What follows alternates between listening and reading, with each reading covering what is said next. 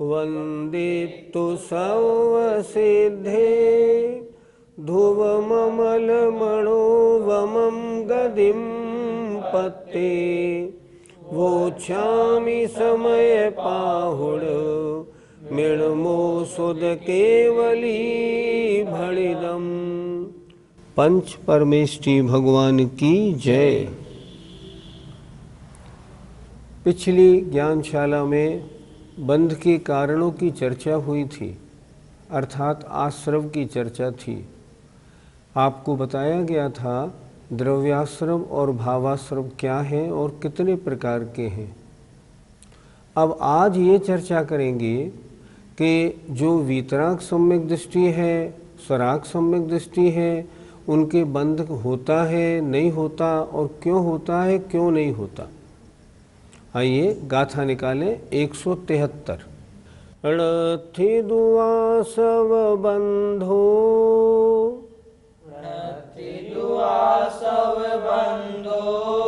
सम्मादिठ्ठिस्स आसव निरोहो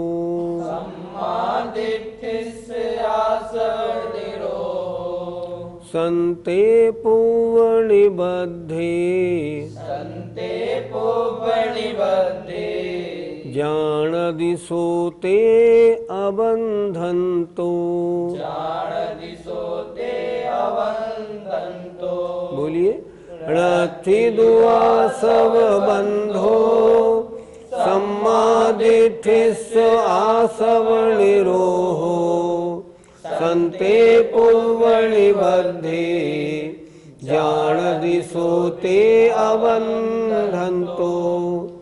णथि दुआसव बंधो सम्मादिठ्ठिस्स आसव निरोहो संते पूर्वनिबद्धे जानदिशो ते अबंधन्तो।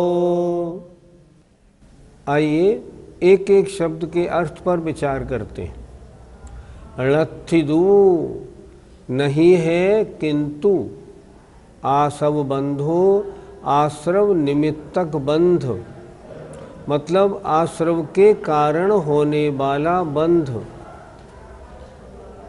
पहले होगा आश्रव फिर होगा बंध। तो बंध क्या है? आश्रव निमित्तक है। किसके? सम्मादिठ्ठिस्सो सम्यक दृष्टि के। क्यों नहीं होगा बंध?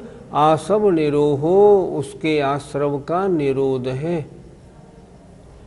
क्यों निरोध है? एक एक लाइन कितनी अच्छी पंक्ति लिखी है।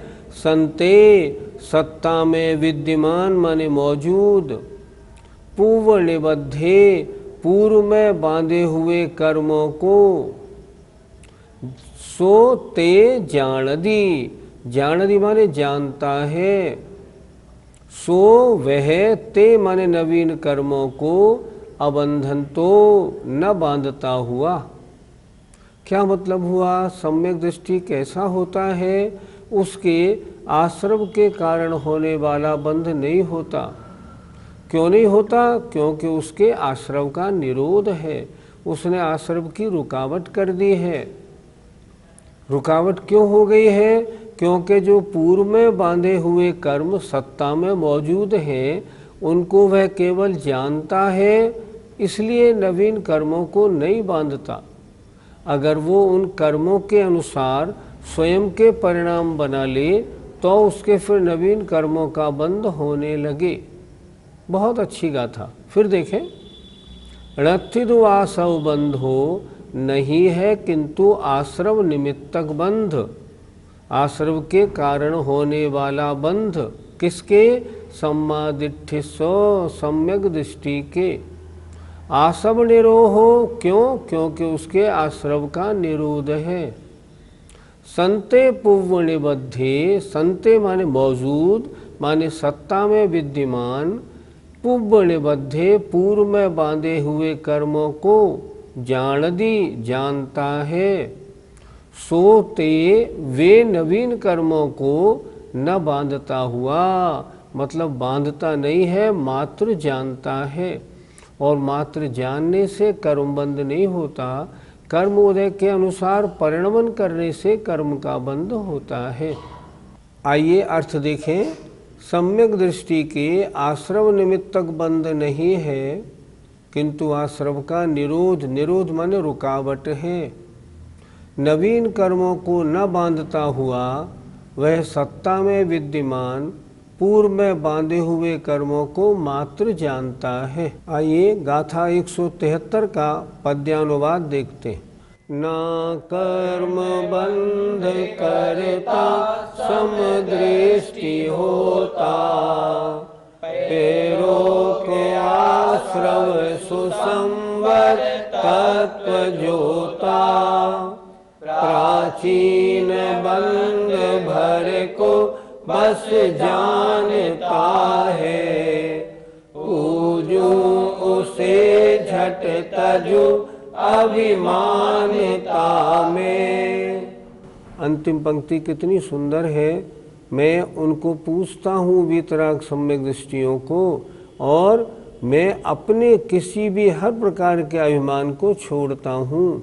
अर्थात मेरी तो योग्यता कुछ भी नहीं है, वे धन्य है जो वीतराग सम्यक दृष्टि है।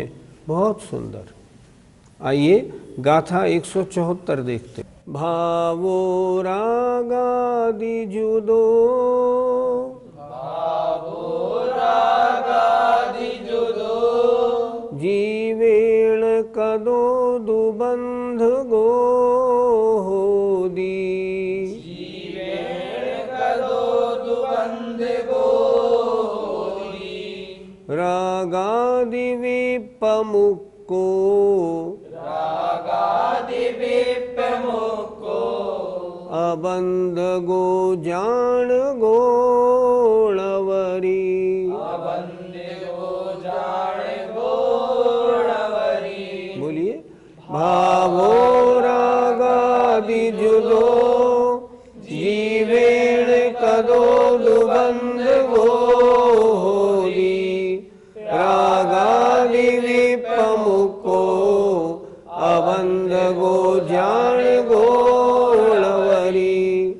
भावो रागादि जुदो, जीवेण कदो दुबंध गोदी, रागादि विपमुक्को, अबंध गो जान गोणवरी।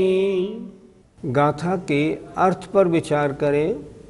भावो भाव, रागादि जुदो रागादि से युक्त, जीवेण जीव के द्वारा, कदोदु किया हुआ, बंधगो बंध करने वाला होता है।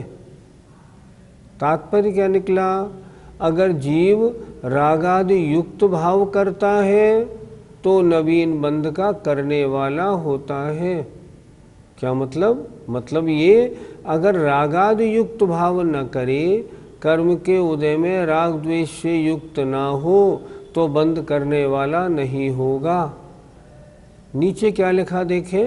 रागादि विपमुक्को, रागादि से रहित भाव, रागादि विप्रमुक्तः, अर्थात रागादि से रहित भाव अबंधगो, बंद नहीं करता। तो क्या करता है वो? णवरी जाणगो, वह तो केवल ज्ञायक माने जानने वाला है। और जहाँ राग द्वेष नहीं होता वहाँ कर्मबंध नहीं होता, मात्र ज्ञायक भाव है तो आश्रवबंध का अभाव रहता है। कितना अच्छा बता दिया इन्होंने।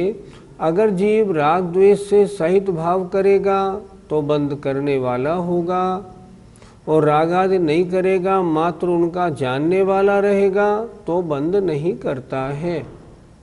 एक बार फिर शब्दों को देखें।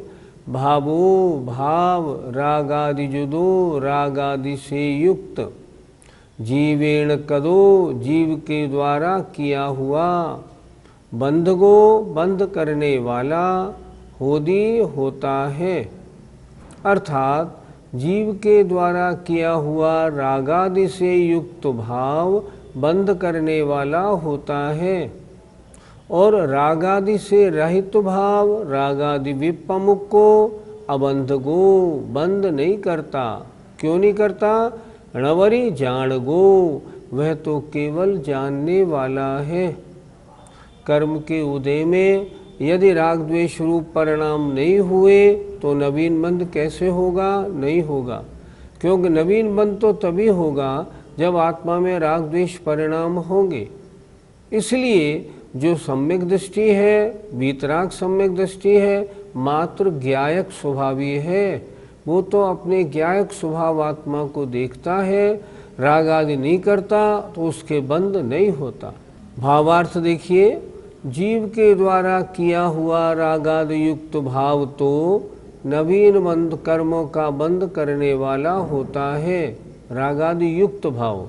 और रागादि से रहित भाव बंद नहीं करता, वह आत्मा तो मात्र ज्ञायक है। पंडित जी, किस गुण स्थान से जीव बंध रहित होता है?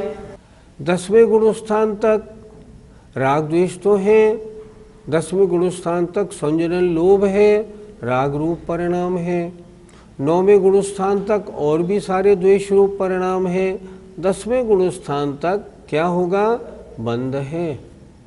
अच्छा, 11वें गुण स्थान में राग द्वेष भी नहीं और मोह भी नहीं। अब तीनों नहीं है तो 11, 12, 13वें गुण स्थान में बंध होगा कि नहीं होगा? बंध तो होगा, क्योंकि वहाँ बंध का एक कारण योग है, लेकिन एक समय वाला बंध होगा। वो बंद होते हुए भी ना के बराबर गिना नहीं जाएगा। वह बंद संसार का कारण नहीं, वो तो योगों में प्रवृत्ति होने के कारण बंद होता है, संसार का कारण नहीं होता। तो बंद कहाँ तक है? राग द्वेष कहाँ तक है? 10वें गुण स्थान तक, और बंद करने वाला जीव भी वहीं तक। उससे ऊपर के जीव को अबंधक कहने में कोई आपत्ति नहीं। पंडित जी, अगर हम पूजा भक्ति करें और भगवान से राग करें तो भी बंद होगा? बंद रहित होने के लिए ना राग चाहिए ना द्वेष चाहिए। संसार में कितने प्रकार की वस्तुएं हैं। कुछ वस्तुएं तो ऐसी हैं जिनसे हमें द्वेष रहता है। अगर हम द्वेष करते हैं तो पाप बंध का कारण है। कुछ वस्तुएं ऐसी हैं जिनसे हमें राग रहता है। राग वाली वस्तुएं 2 प्रकार की, एक सांसारिक और एक धार्मिक। सांसारिक अपने माता पिता, स्त्री, बच्चे, घर, मकान, रुपए, पैसे से राग करना, ये पाप बंध का कारण। और धार्मिक जैसे गुरुओं से, मंदिर से, जिनवाणी से, पढ़ने से, पूजा पाठ भक्ति करने से बंध तो होगा, लेकिन वो बंध कैसा होगा? वो पुण्य बंध होगा, और वो पुण्य बंध भी परंपरा से मोक्ष का कारण होगा। इसलिए बंध तो है, अगर आप पूजा भक्ति करेंगे तो भी बंध होगा, लेकिन वो बंध नुकसान में नहीं ले जाएगा, फायदे वाला होगा। अब आप प्रश्न करेंगे तो फिर हम क्या करें? बंध रहित कैसे हो? बंध रहित होना है, मुनि अवस्था धारण करें और आत्म स्वरूप में लीन हो जाए, तब बंध रहित अवस्था आएगी। बंध रहित अवस्था निर्विकल्प समाधि। सारे विकल्पों को जब छोड़ेंगे तब ये अवस्था बनेगी और राग द्वेष नहीं होंगे, तब ये बात बनेगी। जब तक संसारी अवस्था में है, राग द्वेष प्रति समय होंगे, उन्हें रोकने वाला कोई नहीं। इसलिए अगर बिल्कुल निर्विकल्प अवस्था बनानी है तो मुनिराज मुनि अवस्था धारण की जाए, और उसमें भी शुद्धोपयोग में रमण करेंगे, तब निर्बंध अवस्था होगी, अन्यथा नहीं। पंडित जी, भक्ति आदि के परिणाम क्या जीव स्वयं करता है? राग कैसा भी हो, भक्ति रूप हो, परिवार रूप हो, संसार रूप हो, नहीं, आत्मा कुछ नहीं करता। तो ये आत्मा में हो क्यों जाते हैं? ये कर्म उदय से होते हैं। जहाँ राग द्वेष का उदय नहीं, मान लो 10वें गुण स्थान से ऊपर, क्या भक्ति के परिणाम होते हैं? नहीं, बिल्कुल भी नहीं होते। परिणाम कैसे होते हैं शुद्धोपयोग में? बस मैं और आत्मा, और कुछ नहीं। वह आत्मा अपने में रहता है, किसी अन्य वस्तु को अपने परिणामों में निमित्त नहीं बनाता। अगर किसी अन्य वस्तु को निमित्त बनाएगा तो या तो राग करेगा या द्वेष करेगा, इसलिए वो उन वस्तुओं को निमित्त नहीं बनाता। वो तो क्या करता है? तीन तरह की वस्तु हैं अपने चिंतन में, सिर्फ जो ज्ञेय तत्व है उसको रखता है। ज्ञेय तत्व में तत्वार सूत्र के अनुसार जो श्रुत के विकल्प हैं, व्यंजन, अक्षर, पद आदि, उनमें अपना ध्यान लगाता है या शुद्ध आत्मा का चिंतन करता है। उस चिंतन करने में न राग होता है न द्वेष होता है। इसलिए वो परिणाम जब होते हैं तब आत्मा बंध रहित अवस्था को प्राप्त होती है। पंडित जी, आत्मा के कौन से परिणाम बंद करने वाले नहीं हैं? इस समय सार ग्रंथराज में शुद्ध आत्मा का स्वरूप बताया है। जैसे जो जानदि अपाणम अबद्ध पुट्ठम अनन्यम लेदम अविशेषम संयुक्तम तम शुद्ध नयम बयानी ही। जो आत्मा को ऐसा जानता है, मेरी आत्मा जो जानदि अपाणम अबद्ध पुट्ठम, न शरीर से कर्मों से न बंधी है न छुबी है, अनन्यम अनन्य है, अन्य अन्य रूप नहीं है, नेदम नियत है, विशेषता रहित है, संयोगी भावों से रहित है। जो ऐसा जानता है और उस रूप निर्विकल्प होकर रहता है, उस समय शुद्धोपयोग अवस्था बनती है। इस समय सार ग्रंथ में ऐसी बहुत सी गाथाएं हैं जिनको बार बार स्मरण करने में बड़ा आनंद आता है। अरस मरुवम गंधम अवत्तम चेदना गुणमसद्दम, कितनी अच्छी गाथा है। विचारे और विचार करके मैं ऐसा ही हूँ, ऐसे अपने स्वरूप का निर्णय करें। अगर ऐसा निर्णय करेंगे तो राग द्वेष नहीं होंगे। राग द्वेष तो पर पदार्थ से होते हैं, पर पदार्थ को छोड़ा और अपनी आत्मा में लीन हुए, राग द्वेष समाप्त। गाथा 174 का पद्यानुवाद देखिए। ज्यों जीव राग करता निज भूल जाता, तो कर्म बंध करता प्रतिकूल जाता। जो राग से मुनि सुधि मन मोड़ लेता, होता अबंध भव बंधन